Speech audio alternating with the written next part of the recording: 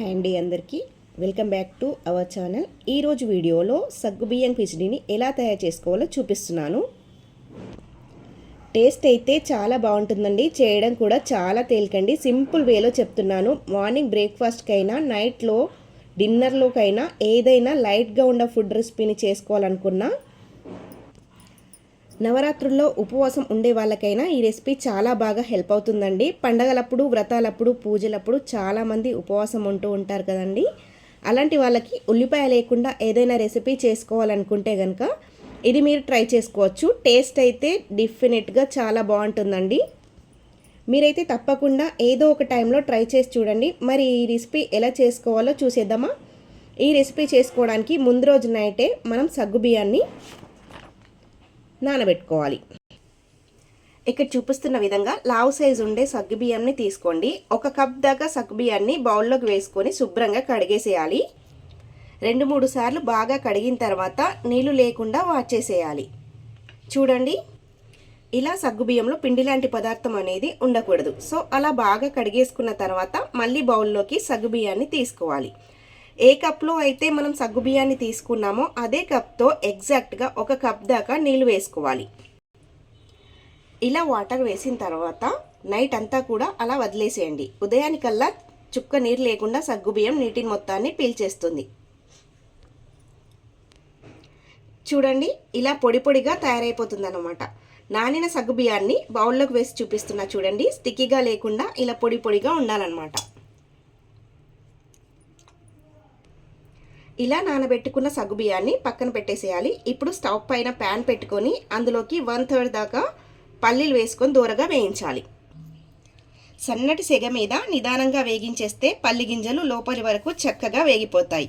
అలా వేగిన తర్వాత స్టవ్ ఆపి కాస్త చల్లారనివ్వాలి.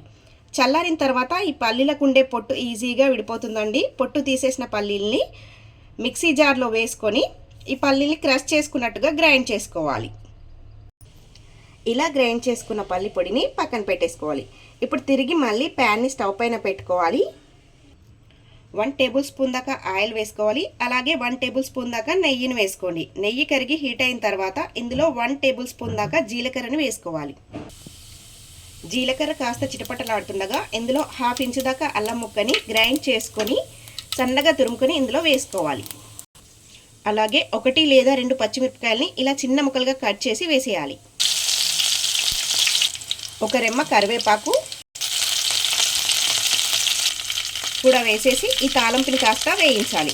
ఇప్పుడు ఇందులో సన్నగా స్లైసెస్ కింద కట్ చేసి పెట్టుకున్న టమాటా ముక్కల్ని వేసుకోవాలి. రుచికి తగినంత ఉప్పు, మీరు తినే స్పైస్ని బట్టి 1 లేదా 1.5 టీ స్పూన్ దాకా కారం వేసుకోవాలి. ఇప్పుడు అంతా కలిపేసేసి టమాటా ముక్కలు మెత్తగా మగ్గే వరకు మూత పెట్టుకొని మధ్య మధ్యలో కలుపుకుంటూ మగ్గించాలి. టమాటోలు సాఫ్ట్గా మగ్గిపోయాయి కదా. ఇప్పుడు ఇందులోకి మనం నానబెట్టుకున్న సగ్గుబియ్యాన్ని మొత్తం వేసేసేయాలి. అలాగే గ్రైండ్ చేసుకున్న పల్లి పొడిని కూడా వేసేయండి. అంతా కలిసేలాగా బాగా మిక్స్ చేసుకోవాలి. ఇప్పుడు మూత పెట్టుకుంటూ మధ్య మధ్యలో కలుపుకుంటూ ఈ సగ్గుబియ్యం ట్రాన్స్పరెంట్గా అయ్యేంత వరకు కుక్ చేసుకోవాలి.